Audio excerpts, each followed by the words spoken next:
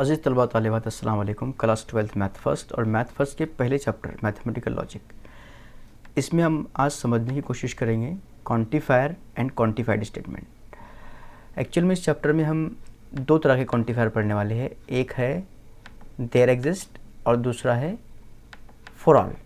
जो there exist होता है उसे आप एग्जिस्टेंशियल क्वांटिफायर भी कह सकते हैं और जो फॉर ऑल होता है उसे आप यूनिवर्सल क्वांटिफायर भी कह सकते हैं। तो फॉर ऑल, देयर एग्जिस्ट या फिर एग्जिस्टेंशियल और यूनिवर्सल क्वांटिफायर जो है, इनका मीनिंग क्या होता है ये हम समझने की कोशिश करते हैं। देखिए यहाँ पर मैं एक स्टेटमेंट लिखता हूँ, जैसे 5 is a prime number. 5 is a prime number, ये एक स्टेटमेंट है सपोज। तो क्लियरली इसकी जो ट्रूथ वैल्यू है वो टी होंगी। या फिर एक दूसरा स्टेटमेंट मैं यहाँ पर लिखता हूँ 4 is a prime number. 4 is a prime number, इसकी जो ट्रूथ वैल्यू होंगी ये होंगी फॉल्स। दोनों सेम स्टेटमेंट है, बस यहाँ पर 5 है, यहाँ पर 4 है। अगर इसी स्टेटमेंट को मैं थोड़ा सा अलग अंदाज में लिखूँ, जैसे मैं लिख सकता हूँ 5 इज़ अ प्राइम नंबर को 5 इज़ अ प्राइम नंबर यहाँ लिखा हुआ था, मैं इसे लिख सकता हूँ x is a prime number और यहाँ x की वैल्यू मैं शुरुआत में दे देता हूँ। For x equal to 5 x is a prime number, इस तरह का एक स्टेटमेंट मिल गया। तो ये स्टेटमेंट या फिर इससे पहले जो लिखा हुआ था, इससे पहले क्या लिखा हुआ था 5 इज़ ए प्राइम नंबर। तो ये दोनों का मतलब एक ही होता है, लिखने का अंदाज़ अलग है और दोनों भी स्टेटमेंट जो है वो ट्रू होंगे। ये जो लिखा हुआ है 4 इज़ अ प्राइम नंबर, इसे आप लिख सकते हैं for x equal to 4 x is a prime number, x is a prime number. तो ये स्टेटमेंट और ये स्टेटमेंट दोनों की जो मीनिंग है वो सेम है, तो ये दोनों का जो ट्रूथ वैल्यू होगा वो क्लियरली फॉल्स होगा। दोनों में आप देख सकते हैं यहाँ पर, अगर मैं इस स्टेटमेंट को मिटा देता हूँ और इसको मिटा देता हूँ, ये स्टेटमेंट ट्रू था, ये स्टेटमेंट फॉल्स था। यहाँ पर x की वैल्यू 5 दी गई थी, यहाँ पर x की वैल्यू 4 दी गई थी। दोनों स्टेटमेंट के अंदर x की सिंगल वैल्यू दी गई थी, जैसे यहाँ पर सिंगल वैल्यू 5 दी गई थी, यहाँ पर x की सिंगल वैल्यू 4 दी गई थी। और हमने x की वैल्यू 4 को कंसिडर किया और जो स्टेटमेंट या जो कंडीशन यहाँ दी गई थी उस कंडीशन में इसे सेटिस्फाई करता है या नहीं करता दिया हुआ नंबर, ये चेक किया। तो पहली जो कंडीशन थी x is a prime number, इसे 5 ने सेटिस्फाई किया, ट्रू मिल गया। x is a prime number, इस कंडीशन को 4 ने सेटिस्फाई नहीं किया, तो इसकी ट्रूथ वैल्यू हमको फॉल्स मिल गई। x की सिंगल वैल्यू थी, इसलिए ट्रूथ वैल्यू मालूम करने में हमें किसी तरह की कोई परेशानी यहाँ पर नहीं हुई। लेकिन अगर x की वैल्यू 1 से ज़्यादा दी जाए तो ऐसे केस में क्या होगा, या फिर x की वैल्यू बिल्कुल भी दी ना जाए तो उस केस में क्या होता है, हम पहले ही पढ़ चुके हैं। जैसे अगर यहाँ पर सिर्फ इतना होता x is a prime number, सिर्फ इतना दिया हुआ होता तो ये स्टेटमेंट ही ना होता, क्योंकि ये ओपन सेंटेंस है। x की वैल्यू जैसे जैसे बदलेंगी वैसे वैसे इसकी ट्रूथ वैल्यू भी बदल जाएंगी। तो यहाँ पर x is a prime number है, यहाँ पर x की वैल्यू के बारे में कुछ भी दिया हुआ नहीं है। यहाँ पर x की वैल्यू दी गई थी, यहाँ पर कुछ भी दिया हुआ नहीं। अगर सपोज़ यहाँ पर x की वैल्यू सिंगल की बजाय x की 2 वैल्यूज़ दी जाए, x की 3 वैल्यू दी जाए, x की 4 वैल्यू दी जाए, जैसे यहाँ पर x is a prime number और यहाँ पर हमको दिया जाए, जैसे मैं लिख सकता हूँ x is equal to 1, 2, 3, 4। x की इतनी सारी वैल्यूज़ हमें दी गई सच that x is a prime number. या फिर इसे आप सेट की शक्ल में भी लिख सकते हैं, इस तरह से ना लिखकर x is a prime number दिया जाए आपको और एक सपोज़ यहाँ पर मैं सेट कंसिडर करता हूँ 4, 5, 6, 7, 8, 9 और x बिलोंग्स टू a, इस तरह से दे दिया जाए। तो क्या अब ये स्टेटमेंट होगा? बिल्कुल भी नहीं होगा। क्यों? क्योंकि जब हम x की वैल्यू 4 यहाँ पर कंसिडर करते हैं तो x is a prime number, ये हमको मिलता है फॉल्स। जब हम x की वैल्यू 5 कंसिडर करते हैं तो x is a prime number, ये हमको मिलता है ट्रू। जब हम 6 कंसिडर करेंगे तो ये फिर से हमको फॉल्स मिलेगा। 7 में कंसिडर करेंगे तो ट्रू मिलेगा, 8 के लिए फिर से फॉल्स, 9 के लिए फिर से फॉल्स। जैसे जैसे x की वैल्यू बदलती है सेट A में, वैसे वैसे उसकी ट्रूथ वैल्यू बदल रही है। मतलब ये अभी भी ओपन सेंटेंस है, ये स्टेटमेंट नहीं है। तो इस तरह के जो ओपन सेंटेंस होते हैं इसे हम स्टेटमेंट में कन्वर्ट कर सकते हैं क्वांटिफायर का इस्तेमाल करके। जैसे मैं यहाँ पर यूज़ कर सकता हूँ देयर एग्जिस्ट, या फिर मैं यहाँ पर फॉर ऑल यूज़ करके इसे लिख सकता हूँ x belongs to a such that x is a prime number. तो आप क्वांटिफायर का इस्तेमाल समझ सकते हैं कि इस तरह के जो क्वांटिफाइड स्टेट, इस तरह के जो ओपन सेंटेंस होते हैं, जो फिलहाल हमने यहाँ पर लिखे थे, ये जो ओपन सेंटेंस था इतना, इस तरह के जो ओपन सेंटेंस होते हैं उनको हम स्टेटमेंट में कन्वर्ट कर सकते हैं देयर एग्जिस्ट या फॉर ऑल क्वांटिफायर का इस्तेमाल करके। ये तो था उसका इस्तेमाल कि उसका इस्तेमाल करने का फ़ायदा क्या होता है, ये तो हमें डायरेक्ट दिया जाएगा एग्जांपल में। हमें तो किस तरह से किसी भी स्टेटमेंट को कन्वर्ट नहीं करना है, किसी भी सेंटेंस को स्टेटमेंट में कन्वर्ट करने की ज़रूरत नहीं है। तो इसका मतलब हमें समझना है कि देयर एग्जिस्ट का मतलब क्या होता है और फॉर ऑल का मतलब क्या होता है। सबसे पहले हम समझते हैं देयर एग्जिस्ट का मतलब क्या होता है। तो इस सबको मिटाने के बाद ठीक है, देखिए यहाँ पर मैं फिर से लिखता हूँ इसे। जैसे सपोज़ यहाँ पर हमारे पास में है देयर एग्जिस्ट, क्योंकि एग्जिस्टेंशियल क्वांटिफायर है, x belongs to a such that, कोई नया स्टेटमेंट भी हम यहाँ पर ले सकते हैं, लेकिन जिसकी बात चल रही है हम उसी के बारे में बात करते हैं। सपोज़ यहाँ पर x is a prime number, ऐसे लिखता हूँ मैं इसे, x is a prime number. और फॉर ऑल का भी यूज़ कर लेते हैं हाथ के साथ। For all x belongs to a such that x is a prime number. ठीक है, दो स्टेटमेंट हमने यहाँ पर यूज़ किए, दोनों भी क्वांटिफाइड स्टेटमेंट है, क्योंकि इन स्टेटमेंट के अंदर क्वांटिफायर का इस्तेमाल किया गया है। तो देयर एग्जिस्ट का मतलब क्या होता है? देयर एग्जिस्ट का मतलब ये होता है कि सेट ए में, यहाँ पर हमने सेट ए का इस्तेमाल किया, एक्स की सिंगल वैल्यू नहीं दी गई है। एक्स के बारे में ये दिया गया है कि एक्स की जो वैल्यू है हमें सेट ए में से लेना है। सेट ए के जो एलिमेंट है उसमें से कोई एक एलिमेंट हम यहाँ पर, या फिर सबके सब एलिमेंट यहाँ पर हम ले सकते हैं। तो इसका मतलब ये है, देयर एग्जिस्ट का मतलब जो है कि सेट ए के अंदर ऐसा एलिमेंट एग्जिस्ट करता है जो दी हुई कंडीशन को सेटिस्फाई करे, यानी कम से कम एक एलिमेंट तो वहाँ पर ऐसा मौजूद है जो इस कंडीशन को सेटिस्फाई करता है। ये इसका मतलब होता है। तो ये कंप्लीट स्टेटमेंट क्या कहती है कि सेट ए के अंदर सभी एलिमेंट के बारे में बात नहीं करते, लेकिन 2-4 एलिमेंट तो ऐसे हैं जो इस कंडीशन को सेटिस्फाई करते हैं। तो आप यहाँ पर देख सकते हैं कि x is a prime number को कौन कौन सेटिस्फाई करता है। 4 ये प्राइम नंबर नहीं है, 5 प्राइम है, 6 प्राइम नहीं है, 7 प्राइम है, 8 प्राइम नहीं है, 9 प्राइम नहीं है।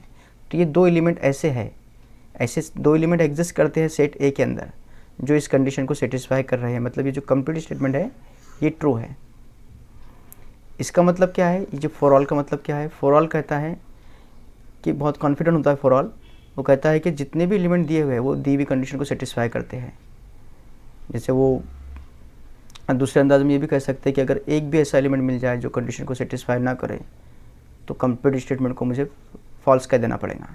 ठीक है, जैसे यहाँ पर फॉर ऑल का मामला है, तो यहाँ होना ये चाहिए कि सभी एलिमेंट जो भी यहाँ पर दिए गए सबके सब एलिमेंट दी हुई कंडीशन को फॉलो करें। जैसे यहाँ पर इस तरह का स्टेटमेंट अगर होता, for all x belongs to a, और सपोज स्टेटमेंट होता x is less than 10, strictly less than 10, तो आप देख सकते हैं यहाँ पर 4, 5, 6, 7, 8, 9 सबके सब 10 से छोटे हैं, तो सबके सब एलिमेंट इस कंडीशन को सेटिस्फाई करते हैं, तो ये स्टेटमेंट ट्रू होगा।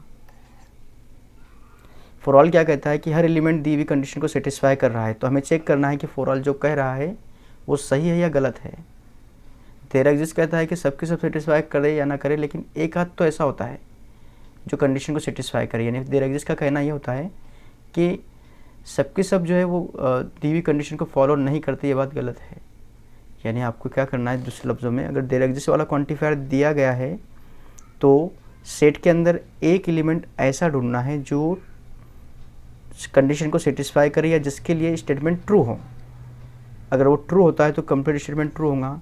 फॉर ऑल के अंदर अगर फॉर ऑल वाला क्वांटिफायर आपको दिया जाए तो एक एलिमेंट ऐसा ढूंढना है सेट ए के अंदर जो कंडीशन को सेटिस्फाई नहीं करता हो। अगर वो कंडीशन को सेटिस्फाई नहीं करेगा तो कंप्लीट स्टेटमेंट फॉल्स हो जाएगा। तो यहाँ पर आप ये नोट कर सकते हैं कि एग्जिस्टेंशियल क्वांटिफायर में at least one element set of set A satisfy given condition, then statement is true, otherwise it is false. और यूनिवर्सल क्वांटिफायर में होता है if all elements of set A satisfy given condition, then statement is true, otherwise it is false. ये दोनों में फ़र्क होता है। याद रखने के लिए आप यूँ भी याद रख सकते हैं इसे, एग्जिस्टेंशियल जो होता है वो डिसजंक्शन वाले रोल जो होते हैं उसे फॉलो करता है। डिसजंक्शन में क्या होता है, एक भी ट्रू तो डिसजंक्शन ट्रू होता है, और कंजक्शन में क्या होता है, यूनिवर्सल में एक भी फॉल्स तो कंडीशन फॉल्स होंगी। तो ये चीज़ें आपको याद रखना है कि देयर एग्जिस्ट में एटलीस्ट वन एलिमेंट ढूंढना है जो कंडीशन को सेटिस्फाई करे। अगर एक भी मिल जाता है तो कंडीशन ट्रू है। देयर एग्जिस्ट में फॉर ऑल के अंदर क्या करना है, एक फॉल ढूंढना है, अगर एक भी फॉल मिलता है तो आउटपुट हमें फॉल मिलेगा। तो एक एग्जांपल देखते हैं हम यहाँ पर, if set A is given determine the truth value of the following, और एक क्वांटिफाइड स्टेटमेंट दी गई है x belongs to a such that x minus 4 equal to 3। बहुत आसान स्टेटमेंट है, समझ लेते हैं इसको। देखिए यहाँ पर सेट ए हमको दिया गया है, सेट ए दिया हुआ है और क्वांटिफायर कौन सा है, एग्जिस्टेंशियल क्वांटिफायर है। एग्जिस्टेंशियल क्वांटिफायर क्या कहता है कि if at least one element satisfy given condition then statement is true otherwise it is false. तो जो कंडीशन है वो है x minus 4 equal to 3 there exist है, यानी एक एलिमेंट ढूंढना है हमें ऐसा जो इस कंडीशन को सेटिस्फाई करे।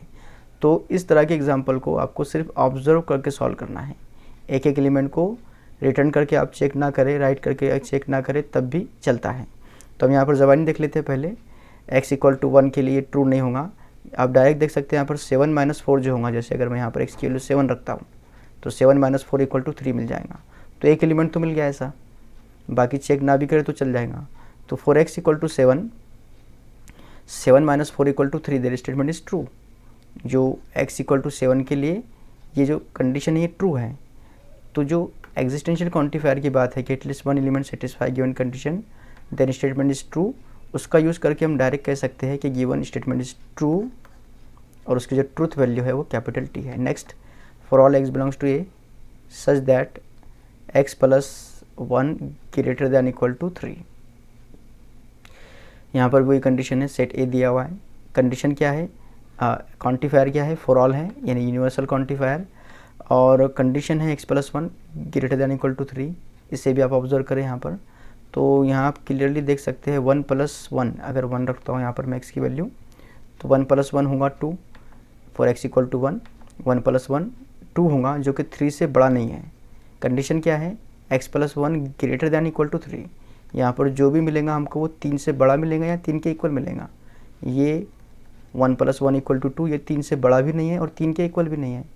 फॉर ऑल है यहाँ पर, क्वांटिफाइड स्टेटमेंट क्या कहता है, फॉर ऑल, यानी सबकी सब दी हुई कंडीशन को सेटिस्फाई कर रहे हैं।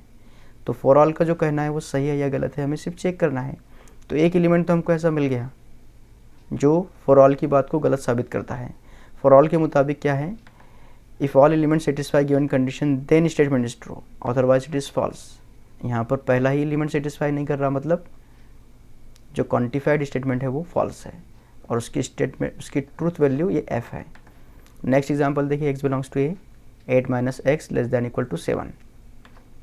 सेट a दिया हुआ है, यूनिवर्सल क्वांटिफायर है, if all element satisfy given condition then statement is true otherwise it is false. क्या करना है, 8 माइनस एक्स जो होगा, x की वैल्यू आपको सेट a में से लेना है 1 2 3 4 5 6 7 इस तरह से, और जो भी यहाँ पर जवाब होगा 8 माइनस एक्स का वो 7 से छोटा मिलना चाहिए। तो हम एक एक करके चेक करते हैं इसे, आप ज़बानी चेक करें या फिर लिख कर चेक करना हो तो लिख कर भी चेक कर सकते हैं, लेकिन ज़बानी ही करना ज़्यादा बेटर होता है। मैं यहाँ पर राइट करके चेक करता हूँ, जैसे 8 माइनस एक्स लेस दैन 7 ये कंडीशन दी हुई है। For x equal to 1, x equal to 1 के लिए क्या होगा, 8 माइनस 1 कितना होगा, 8 माइनस 1 ये होगा 7 के इक्वल। तो ठीक है, इसे अच्छे से करते हैं। 8 minus 1 equal to 7, 7 less than equal to 7 है, क्योंकि यहाँ पर लेस दैन के साथ इक्वल का भी साइन है। तो ये जो स्टेटमेंट है पहला पार्ट ये ट्रू है, ये पहला जो पार्ट है ये ट्रू है यहाँ पर। और जो बाकी के आप देख सकते हैं यहाँ पर x इक्वल टू 2 के लिए, 3 के लिए, 4 के लिए, 5 के लिए, 6 और 7 के लिए ये वैल्यू हमको क्या मिलती है, 7 मिलती है, 6, 5, 4, 3, 2, 1, और ये सब के सब वैल्यूज़ जो है ये 7 से छोटी है। इसका मतलब ये है कि जो कंडीशन हमें दी गई है ये सब के सब ट्रू है। ये जो कंडीशन हमें दी गई है फॉर ऑल वाली ये ट्रू है और इसकी जो ट्रूथ वैल्यू होंगी कैपिटल T होंगी। फॉर ऑल का जो कहना है कि 8 minus x less than 7 for x belongs to a, ये बिल्कुल सही है। इसके बाद नेक्स्ट एग्जांपल है, there exist x belongs to a such that x plus 8 equal to 16। Condition क्या है, सेट a दिया हुआ है पहले, तो जैसा कि यहाँ पर हमें सेट a दिया गया था। एग्जिस्टेंशियल क्वांटिफायर है, एग्जिस्टेंशियल क्वांटिफायर में क्या होता है, if at least one element satisfy given condition then statement is true. तो सिर्फ एक एलिमेंट ढूंढना है हमें जो इस कंडीशन को सेटिस्फाई करता हूँ। तो आप यहाँ पर ज़बानी चेक कर सकते हैं। अगर मैं यहाँ पर जो कंडीशन है हमारी x प्लस 8 इक्वल टू 16, यहाँ पर आप 1 रख के देखिए, 1 + 8 9 होगा, 16 के बराबर नहीं है। 2 रखने के बाद में जैसे अगर मैं 1 रखता हूँ तो ये 9 मिलेगा, 2 + 8 ये 10 मिलेगा, 3 + 8 ये मिलेगा 11, 4 + 8 ये मिलेगा 12, ये 13 मिलेगा, ये 14 मिलेगा और ये मिलेगा 15। तो अब मैं यहाँ पर x = 7 रखता हूँ तो ये x + 8 = 16, ये मुझे फॉल्स मिल गया। क्यों? क्योंकि 7 और 8 ये 15 होंगे, 15 ये 16 के बराबर नहीं है। तो आप यहाँ पर देख सकते हैं कि जो एक्जिस्टेंशियल क्वांटिफायर ने कहा था कि there exist element which satisfy this condition, तो उसकी बात बिल्कुल गलत है। यहाँ पर एक भी एलिमेंट ऐसा नहीं है जो उसकी कंडीशन को सेटिस्फाई करता हो।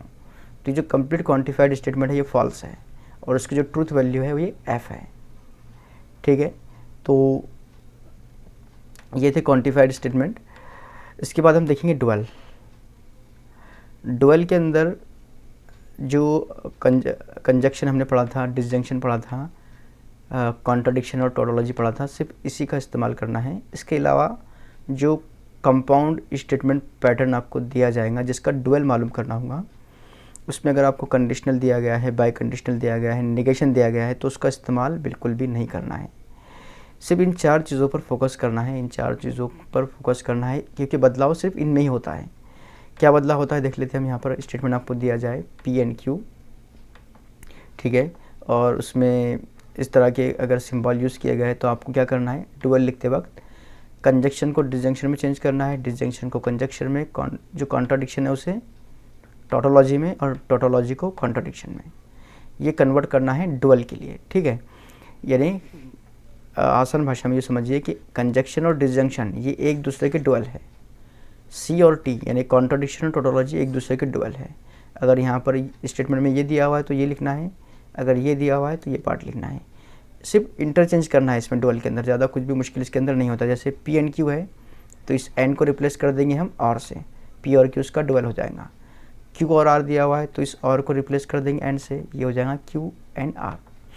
तो कुछ एग्जाम्पल है यहाँ पर, बहुत आसान टॉपिक है डुअल का, सबसे इजी टॉपिक है इस चैप्टर का। Right the dual of each of the following. Example है P and Q और R। ठीक है, इसका डुअल लिखना है हमें।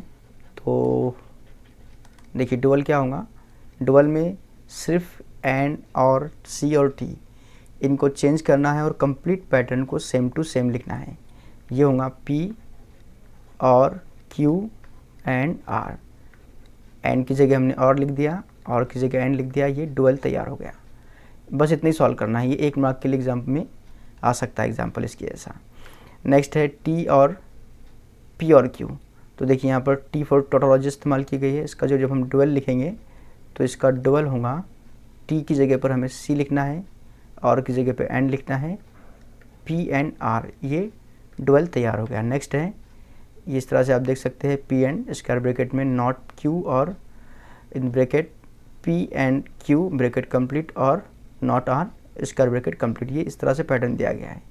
जब हम इसका डुअल लिखेंगे तो देखिए क्या होगा, P as it is and है, ये होगा और। निगेशन में भी कोई चेंज नहीं होता डुअल में, ये नॉट Q का नॉट Q ही रहेगा, ये और का एंड हो जाएगा, P एंड Q बन जाएगा P और Q, ये और बनेगा एंड। नॉट R क्या होगा, नॉट R को आपको नॉट R ही लिखना है। नेक्स्ट है P और Q एंड T। जब आप इसका डुअल लिखेंगे तो ये होगा P एंड Q और टोटोलॉजी का कॉन्ट्राडिक्शन। देखिए और एग्जांपल है, ये एग्जांपल आप खुद करें, एग्जांपल को भी आप खुद कर सकते हैं, ज़्यादा मुश्किल एग्जांपल नहीं है। P और Q और R, इस एग्जांपल को भी आप खुद से कर सकते हैं। खैर ये लास्ट एग्जांपल होंगी शायद, तो इसको हम कर लेते हैं। P और C होगा इसका डुअल, और का डुअल होगा एंड, टोटोलॉजी का डुअल होगा, सॉरी कॉन्ट्राडिक्शन का डुअल होगा टोटोलॉजी, एंड का और नॉट Q का नॉट Q। ये 7वें एग्जांपल भी हमारी सॉल्व हो गई।